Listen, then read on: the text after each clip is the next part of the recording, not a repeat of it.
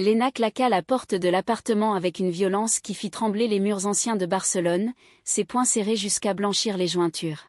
« Tu m'as trahi, Margot. Comment as-tu pu me mentir si longtemps » hurla-t-elle, sa voix se brisant comme une vague contre les rochers de la Costa Brava. Dans la pénombre du salon, Margot se leva d'un bond, ses yeux bleus emplis d'une douleur muette, et murmura « Ce n'était pas une trahison, c'était ma survie. Mais maintenant, je suis prête à tout avouer. » Léna s'effondra sur le canapé usé, les souvenirs affluant comme un torrent.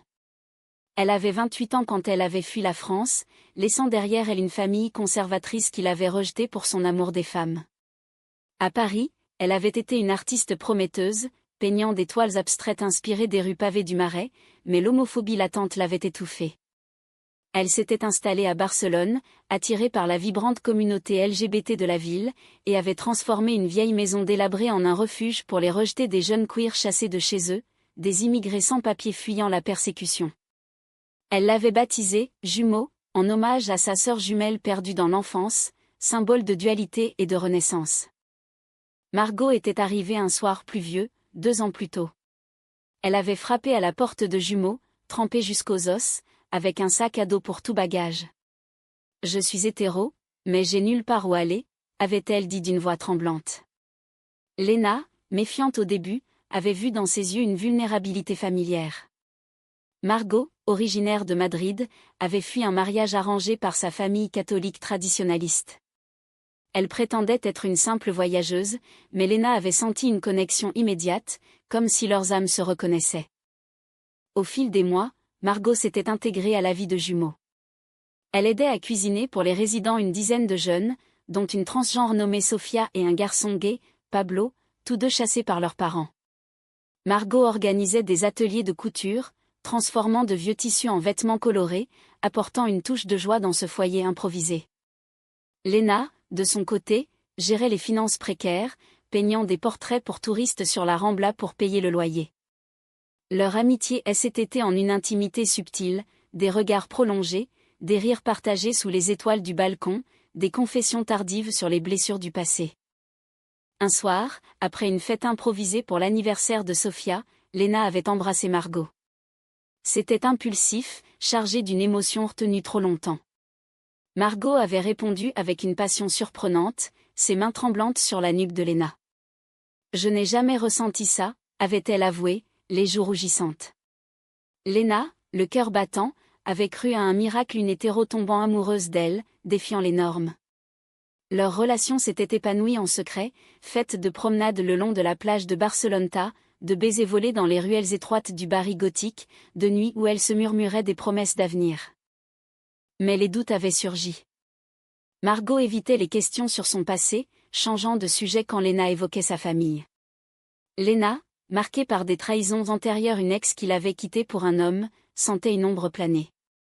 Un jour, en fouillant dans le sac de Margot pour y trouver un chargeur, elle avait découvert une lettre froissée. Écrite en espagnol, elle provenait de son père. « Reviens, ma fille. Ton mariage avec Eduardo est arrangé. Ne te perds pas dans ces milieux déviants. » Le choc avait été violent. Margot n'était pas venue par hasard, elle fuyait, mais sans intention de rester. La confrontation avait éclaté ce soir-là. Léna, les larmes aux yeux, accusait Margot de jouer avec ses sentiments. « Tu es hétéro, tu l'as toujours été. Tu utilises Jumeau comme un refuge temporaire, et moi comme une expérience. » Margot, pâle, secouait la tête. « Non, Léna. Au début, oui, j'étais perdue. Mais toi, tu m'as changé. Je t'aime, vraiment. » Les mots flottaient dans l'air chargé d'électricité, mais Léna, blessée, refusait de les croire. Elle se leva, prête à partir, quand un coup à la porte les interrompit. C'était Pablo, affolé, « La police est en bas. Quelqu'un a signalé Jumeau comme un squat illégal. » La nuit s'annonçait chaotique. Léna et Margot durent unir leurs forces pour calmer les résidents paniqués. Tandis qu'elle barricadait la porte, Léna murmura « Si c'est ta famille qui a fait ça. » Margot jura son innocence, mais le doute persistait. Au lever du soleil, la police partit sans incident, mais l'incident révéla la fragilité de leur havre. Léna décida de lutter pour officialiser Jumeaux, transformant le refuge en association légale. Margot, déterminée à prouver sa loyauté, proposa d'aider, contactant des avocats amis à Madrid. Les semaines suivantes furent un tourbillon d'émotions. Léna et Margot reconstruisirent leur relation pierre par pierre, alternant disputes passionnées et réconciliations tendres. Un après-midi, sur la Sagrada Familia, Margot confia « J'ai toujours cru que l'amour était linéaire, mais avec toi, c'est un labyrinthe magnifique. » Léna, touchée, l'embrassa sous les regards indifférents des touristes. Pourtant, un secret plus sombre planait, Margot avait omis de dire qu'Eduardo, son ex-fiancé, la traquait. Le vent chaud de la Méditerranée balayait les cheveux de Léna tandis qu'elle peignait sur la terrasse de Jumeaux, capturant les nuances orangées du coucher de soleil sur Barcelone. Margot s'approcha, un café à la main, et posa un baiser léger sur son épaule. « Tu es magnifique quand tu crées », murmura-t-elle, mais Léna sentit une tension dans sa voix. Ce soir-là, un appel anonyme informa Léna qu'un homme rôdait autour du refuge, posant des questions sur Margot. La révélation vint comme un coup de tonnerre. Margot avoua enfin, Eduardo, son fiancé imposé, l'avait retrouvé via des détectives privés engagés par sa famille. « Il pense que je suis corrompue par ces gens, dit-elle, les yeux baissés. Léna, furieuse, accusa « Et tu ne m'as rien dit ? C'est ça, ta loyauté ?» La dispute escalada, Margot défendant son silence par peur de perdre Léna. « Je voulais te protéger. » Mais Léna, blessée par cette nouvelle omission, la chassa temporairement de Jumeaux. Seule, Léna se replongea dans son travail. Elle organisa une exposition de ses toiles pour lever des fonds, invitant la communauté LGBT locale. Sofia et Pablo l'aidèrent, transformant le refuge en galerie improvisée. Parmi les invités, une avocate nommée Isabella offrit son aide pro bono pour légaliser Jumeaux. « C'est vital pour des endroits comme celui-ci, » dit-elle, ses yeux sombres brillant d'empathie. Léna, attirée par sa force, flirta légèrement, mais son cœur appartenait à Margot. Margot, de son côté, erra dans les rues de Barcelone, logeant chez une amie. Elle confronta Eduardo par téléphone, lui annonçant qu'elle rompait définitivement. « Je suis amoureuse d'une femme, et je ne reviendrai pas, » Eduardo, enragé, menaça, « Tu regretteras ça. Ta famille te reniera. » Margot, tremblante, raccrocha, réalisant la profondeur de son engagement envers Léna. Le haut trao survint lors de l'exposition. Eduardo apparut, ivre de rage, hurlant des insultes homophobes dans la cour de Jumeaux. « Margot, rentre avec moi. Ces pervers t'ont lavé le cerveau. » Les résidents, choqués, se rassemblèrent autour de Léna. Margot, arrivée in extremis, affronta Eduardo. « Non, c'est toi qui es perdu. Léna m'a montré ce qu'est le vrai amour. » Une bagarre éclata quand Eduardo tenta de l'attraper, Pablo intervint, et la police fut appelée. Eduardo fut arrêté pour trouble à l'ordre public, mais pas avant d'avoir semé le chaos émotionnel. Dans les décombres, Léna et Margot se retrouvèrent sur le balcon. « J'aurais dû te dire tout de suite, » admit Margot, les larmes coulant. Léna, épuisée mais amoureuse, la serra dans ses bras. « Nous avons traversé l'enfer ensemble. Ça nous rend plus fortes. » Leur baiser fut passionné, scellant une alliance inattendue, l'hétéro devenue lesbienne par amour, soutenant la vision de Léna. Les mois suivants virent Jumeaux s'épanouir. Avec l'aide d'Isabella, ils obtinrent le statut d'association, attirant des dons. Margot, pleinement intégrée, organisa des groupes de soutien pour les familles acceptant leurs enfants queer. Léna peignit une série de portraits des résidents, capturant leur résilience. Leur relation approfondie, mêlant romance et activisme. Un week-end, elles partirent à la Costa Brava, marchant main dans la main sur les falaises. « Tu es mon foyer, » dit Léna.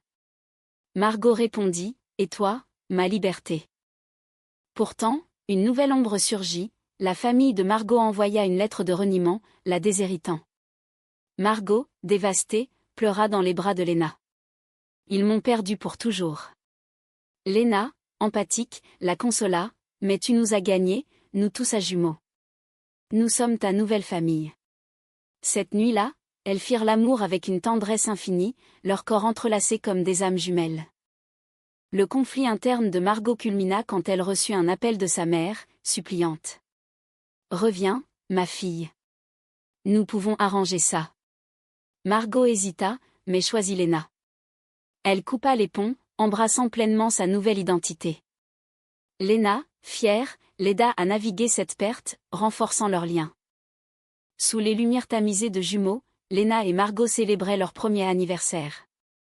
Les résidents avaient décoré la cour avec des guirlandes, et un dîner communautaire régnait. Sophia leva son verre, à Lena, qui a bâti ce foyer, et à Margot, notre alliée inattendue. Les rires fusèrent, mais Lena sentit une mélancolie chez Margot. Plus tard, seule avec elle, elle demanda « Qu'est-ce qui te tracasse ?» Margot avoua « Je crains que mon passé nous rattrape. » Eduardo est libre, et il jure vengeance. La menace se concrétisa bientôt. Des graffitis homophobes apparurent sur les murs de jumeaux, et des appels anonymes harcelèrent les résidents. Lena, déterminée, organisa une manifestation avec des alliés locaux, marchant dans les rues de Barcelone pour la visibilité queer.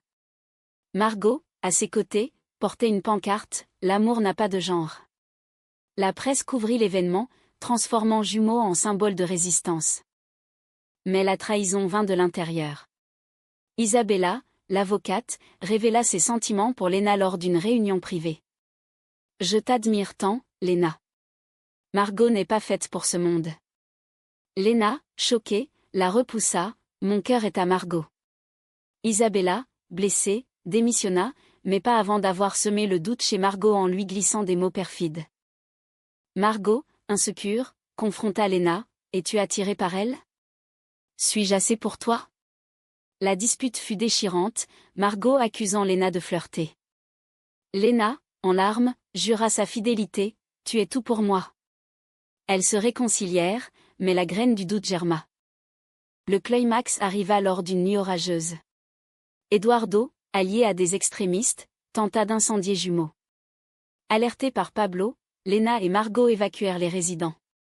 Dans la confusion, Margot affronta Eduardo seul, « C'est fini.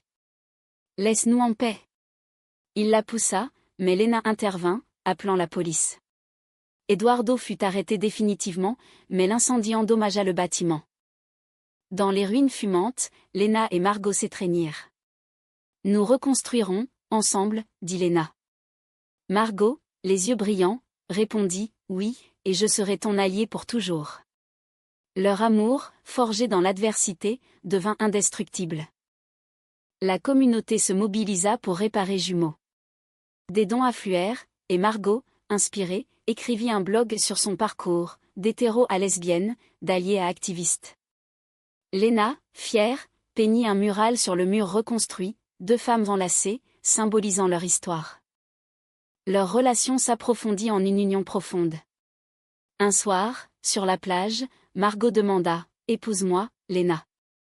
Lena, émue, accepta.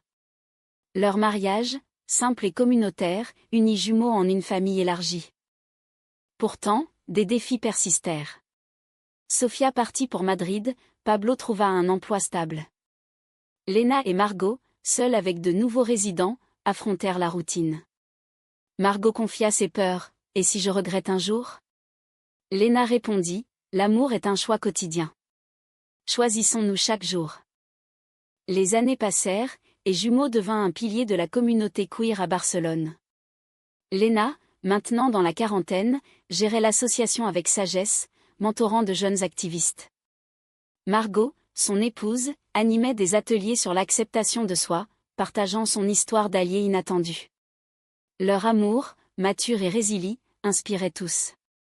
Un jour, une lettre arriva, la mère de Margot, âgée, demandait une rencontre.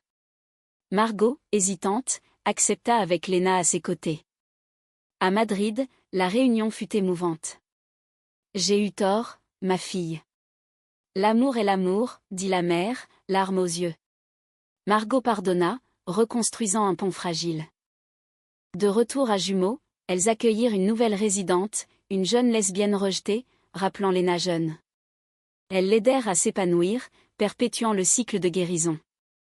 Leur vie fut marquée par des joies simples, promenades dans le parc Güell, dîner avec amis, nuits d'intimité. Léna peignit un portrait de Margot, capturant son évolution. « Tu es mon muse, mon amour, dit-elle. » Mais la vie apporta un dernier défi, Léna fut diagnostiquée avec une maladie chronique, forçant Margot à devenir sa soignante. Dans la vulnérabilité, leur lien s'approfondit. « Tu m'as sauvée autrefois, maintenant, c'est mon tour, dit Margot. » À la fin, sur le balcon face à la mer, Léna murmura « Notre histoire est un testament d'humanité de rejet à renaissance. » Margot répondit « Et d'amour inattendu. » Elles s'embrassèrent, leur foyer éternel dans les cœurs des rejetés qu'elles avaient sauvés. Le soleil se couchait sur Barcelone, peignant le ciel en teintes romantiques. Jumeaux perduraient, symbole de résilience. Léna et Margot, jumelles d'âme, avaient construit plus qu'un refuge, un legs d'amour personnel et humanitaire, prouvant que même les alliés inattendus peuvent changer le monde.